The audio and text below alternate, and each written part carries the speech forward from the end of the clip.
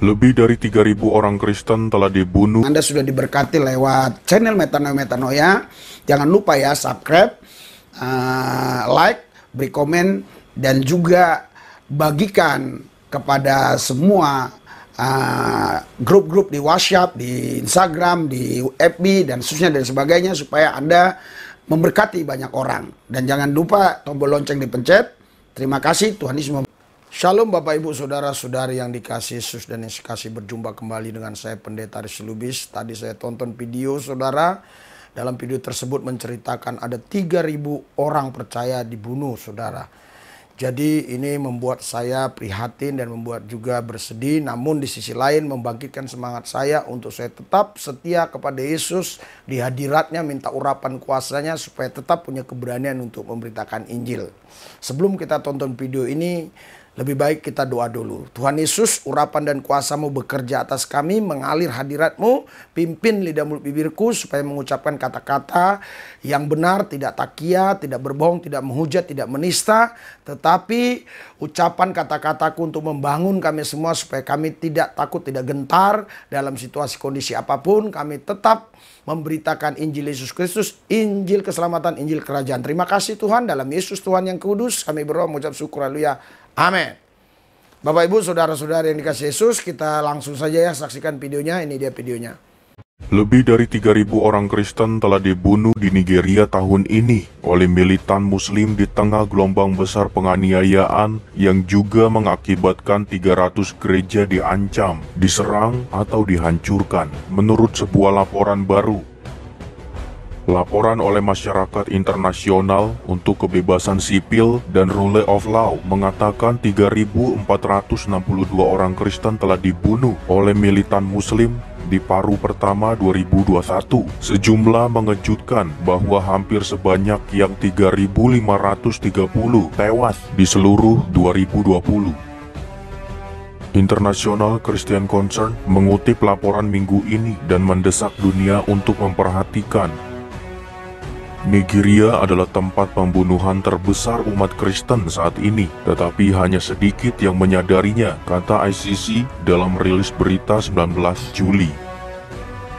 Fulani Herdsmen digambarkan sebagai kelompok teror paling mematikan keempat di dunia oleh ICC, bertanggung jawab atas mayoritas 1.909 pembunuhan, kata laporan itu. Boko Haram, ISWAP, dan bandit Muslim Fulani membunuh total 1.063 orang Kristen, tambah laporan itu. Desa pertanian Kristen berulang kali diserang di wilayah Sabuk Tengah Nigeria dan puluhan ribu orang tewas selama 20 tahun terakhir. Selain itu, ratusan ribu orang Kristen telah kehilangan segalanya dan hidup sebagai pengungsi, kata ICC. Para korban yang masih hidup seringkali tidak dibantu atau dilindungi oleh pemerintah dari bahaya lebih lanjut, kata laporan itu. Sangat menyedihkan bahwa sampai saat ini mereka yang bertanggung jawab atas pembantaian anti-Kristen di negara itu terus menghindari keadilan dan tetap tidak terkendali, tidak terlacak, tidak diselidiki, dan tidak diadili. Mengarah pada impunitas dan kekejaman berulang, kata laporan itu. Korban yang masih hidup dan keluarga korban yang meninggal juga benar-benar ditinggalkan oleh pemerintah Nigeria. Diperkirakan 300 gereja telah diancam, diserang, ditutup, atau dihancurkan tahun ini. Dengan sedikitnya 10 pendeta diculik atau dibunuh, kata laporan itu. Mantan Menteri Luar Negeri AS Mike Pompeo mengatakan situasi itu membutuhkan tindakan serius. Mengingat Nigeria memiliki populasi Kristen terbesar dari negara Afrika manapun, lebih dari 80 juta, hampir setengah dari penduduknya. Sangat penting bahwa penganiayaan ini dipadamkan sebelum menjadi lebih buruk. Mohon terus berdoa untuk teman dan keluarga yang berduka dari mereka yang terbunuh di Nigeria, dan bagi pemerintah untuk mendapatkan kebijaksanaan dan motivasi untuk melindungi warga Kristennya. Mohon juga berdoa bagi dunia untuk mengenali skala penderitaan yang dialami orang-orang percaya di negara ini, serta untuk jiwa-jiwa mereka yang menganiaya gereja, agar semua orang akan bertobat dan menemukan keselamatan di dalam Kristus. Amin. Nah, tadi kita sudah sama-sama menonton video ini, saudara. Bagaimana tanggapan saudara? Bagaimana perasaan saudara? Bagaimana yang ada di hati, di pikiran saudara? Kalau saya pribadi, saudara, saya betul-betul sangat bersedih ya. Namun di sisi lain ya, kita harus tetap tegar dan tetap kuat untuk memberitakan Injil. Kenapa?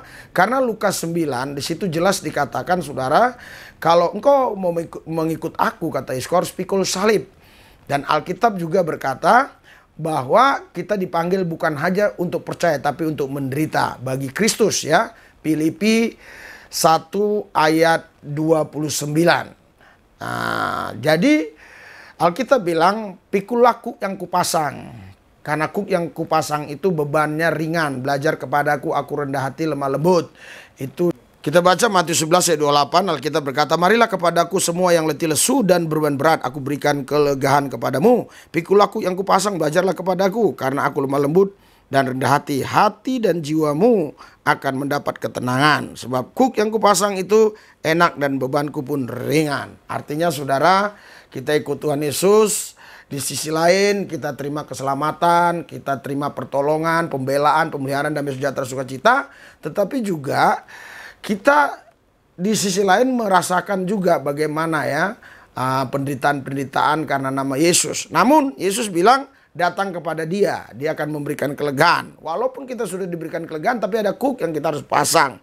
Kuk yang dipasang ini kepada kita, bebannya katanya ringan.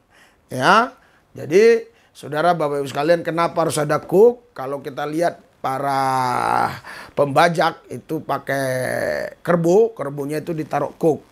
Ya, supaya apa? Supaya dia membajaknya lurus, nggak lari-lari gitu ya. Nah, begitu juga kita. Supaya kita nggak lari-lari dari Tuhan, dikasih kuk. Kalau kita terus hidup ini senang-senang saja ya, dapat duit gampang, terus cari kerja gampang, semuanya mudah, semuanya gampang. Kita nggak bisa mungkin merasakan bagaimana pertolongan Tuhan, kasih Tuhan. Tetapi kalau dalam pergumulan, terus Tuhan buka jalan, kita bisa merasakan bagaimana Tuhan itu baik. Jadi ikut Tuhan Yesus memang kita harus siap ya menghadapi apapun, nggak menyerah, tetap terus kita berani berjuang. Karena Alkitab juga bilang begini ya, ada satu ayat juga yang saya ingat di sini di dalam Yohanes pasal 16 ya. Saya akan bacakan ayat 30 berapa ini? 33 ya. Ya, kita bilang, semua itu kukatakan kepadamu supaya kamu beroleh damai sejahtera dalam aku. Dalam dunia kamu menderita penganiayaan, tetapi kuatkanlah hatimu, aku telah mengalahkan dunia. Jadi saudara, walaupun kita di dalam dunia ini banyak penganiayaan ya, banyak tekanan, banyak penderitaan, tetapi Alkitab bilang, kuatkan hatimu, aku telah mengalahkan dunia. Dengan kata lain begini saudara, memang di daerah-daerah lain, khususnya Uganda dan yang sekarang itu konflik itu ya, negara Sudan, itu memang orang Kristen tuh banyak yang kena aniaya ya. Karena ada teman saya tugas di Sudan. Namun ya, mereka tetap percaya kepada Tuhan Yesus. Di Indonesia mungkin nggak sampai seperti penganiayaan, tapi tekanan-tekanan pasti ada. Sedangkan kita mau dirikan gereja sulit, bahkan kadang-kadang ya kita ini dikatakan kafir itu dan inilah. Tetapi kita tetap setia kepada Tuhan Yesus karena Yesus sudah lebih dulu mengalami itu semua. Dan di dalam Dia kita pasti menang lebih daripada pemenang. Karena roh Allah yang ada pada kita lebih besar dari semua roh-roh yang ada di muka bumi ini, saudara. Saudara, kami tidak pernah berhenti ya untuk melayani Tuhan. Khususnya beberapa waktu yang lampau kita terus pelayanan dan pelayanan, saudara. Dan kita juga rindu lagi untuk melayani ke pedalaman-pedalaman. Tuhan buka jalan, kita pasti akan berangkat ya. Kita lihat di sini ya, pelayanan kami nih di pedalaman, saudara, luar biasa nih. Ya, saya akan gedein suaranya ya. Sampai ke gereja, oke. Ya. Dari golden lamnya yaitu ekstra spicy. Kalau itu creamy, gurih dan berasa ayamnya, guys. Ya, oke saudara. Lihat nih, hutan-hutan saudara. Kita kejebak saudara. Ini sedang perjalanan. Terjebak itu, jadi di depannya itu ternyata ada jalan yang di ini, Pelayanan. yang ditutup, ditutup karena ada lubang. Jadi kita harus muter balik. Seharusnya jalan sini seharusnya. Kata pendetanya seharusnya jalan sini. Sorry ya, ngambil kameramennya kurang fokus kali ya tadi ya. Jadi kita harus balik arah. Nah, setelah balik arah kejebak juga. Oh, saudara ditimbun-timbun jalan. Ah. Ya, balik arah terjebak juga ya. Timbun-timbun jalannya, apa enggak? Nggak mungkin begini kita bisa lalui saudara. Nggak mungkin ya. Ini Terjebak. ditimbun-timbun saudara jalannya. Kami tidak tahu bagaimana caranya ini biar bisa dapat. Oh ini bisa mungkin ya. Saya nggak tahu ya, coba kita lihat ya. Saudara, sepertinya kita ada masalah lagi Nggak bisa kayaknya. di perjalanan. Ya nggak bisa. Tidak tahu, kayaknya nggak bisa lewat. Suruh mundur ya. Ini Pak pendeta yang di sananya ya. Ini daerah pedalaman ya. Tapi perkebunan. Saudara, Bapak Ibu sekalian, kami tidak bisa melewati jalan ini. Mungkin kami mutar balik. Lihat, bisa di zoom. Ya. Kita putar balik saudara ya. Bisa dapat. Saudara, jalannya ditutup. Jadi saudara jangan kita Terus gimana? berhenti melayani walaupun kita mendengar di daerah-daerah tertentu ada penganiayaan. Tadi. Kami kanan. Terus kita gimana ini? Ini kecil ini. Kita itu mundur. Hah? Mundur. Saya nggak terbuka sini aja bisa. Kan pendek. Oke, saya mundur berarti? Ya. Oke, kita mundur dulu saudara. Ya, di belakang siapa tahu ada putaran. Ya kalau Anda yang memang cinta Tuhan, cinta pelayanan, ya Anda pasti tidak bosan ya untuk melihatnya. Kita lihat ya, sampai kita sampai ke gereja. Maksudnya tidak saya lengkapi supaya Anda bisa merasakan bagaimana ya sulitnya pelayanan itu. Tetapi sesungguhnya kita sendiri merasakan bahagia gitu. Apalagi setelah nonton begini ya. Kita punya kenangan-kenangan manis begitu dalam pelayanan saudara. Ya. Nah. Kita akan muter lagi, muter arah. Ya karena Bapak ini memang orang sini jadi dia tidak terlalu shock gitu. Tapi saya yang dari Jakarta datang begini ya memang agak mengalami satu distorsi di pikiran saya, shock begitu ya. Waduh gimana ini untuk muter. Dan mobil Bapak ini juga beda, dia mobil yang tinggi itu ya, sudah dimodif ya. Jadi lebih gampang dia. Katanya nyangkut juga, tapi nggak masalah nyangkut dikit gitu ya. Jadi kita nggak usah terlalu sayang dengan mobil saudara untuk pelayanan.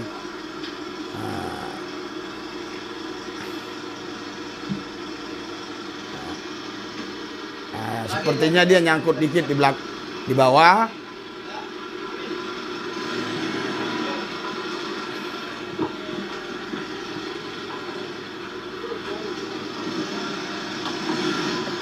Ya, lolos dia.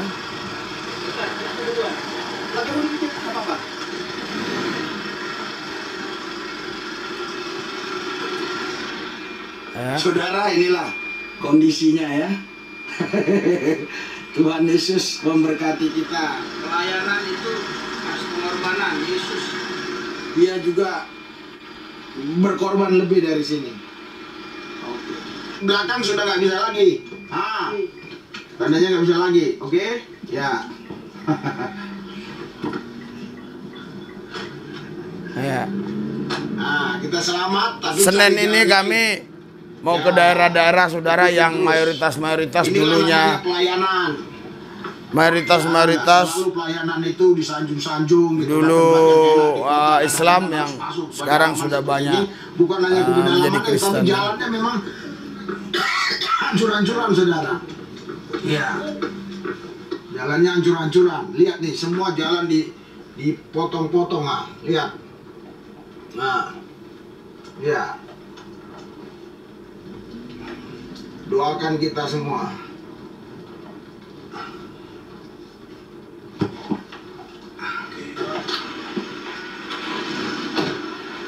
Terlambat lagi saudara. Ah, Ada insiden lagi. ya. Ternyata di sini ada masalah lagi saudara. Ya, tapi puji Tuhan ini nggak terlalu ya. Ini nggak terlalu ya. Kita bisa lewat ya. Ya, kita sekarang sudah tiba ya. Ah, Gerejanya ini masih rumah. Ya? masih rumah ya gerejanya. Ini kalau Belum kita dibangun. lihat, ini perkampungannya masih tanaman-tanaman, tanaman-tanaman apa semua nih, kampungannya ya. Iya. Saudara, nanti kita ibadah di rumah ini. Nah ini ya. Ya nanti Anda kalau mau tonton, lihat aja ya. Ini kita ibadahnya masih di rumah, tapi ini gereja, tapi belum dibangun. KKR Murtadin terbaru di pedalaman seru. Tonton sampai selesai. Kalau tidak selesai, saudara rugi. Nah itu ya. Tonton ya, saudara. Di lain waktu kita akan datang lagi ke sini. Oke? Kita doa. Haleluya. Tuhan Yesus, kami bersyukur atas kesetiaan yang Tuhan berikan sampai hari ini kami masih bisa melayani. Hamba-Mu berdoa khusus untuk hari Senin kami akan berangkat juga ke daerah-daerah yang dulunya Muslim tapi lewat Injil Yesus Kristus mereka bisa ikut Yesus. Terima kasih Tuhan, dalam Yesus yang kudus kami berdoa. Haleluya. Amin.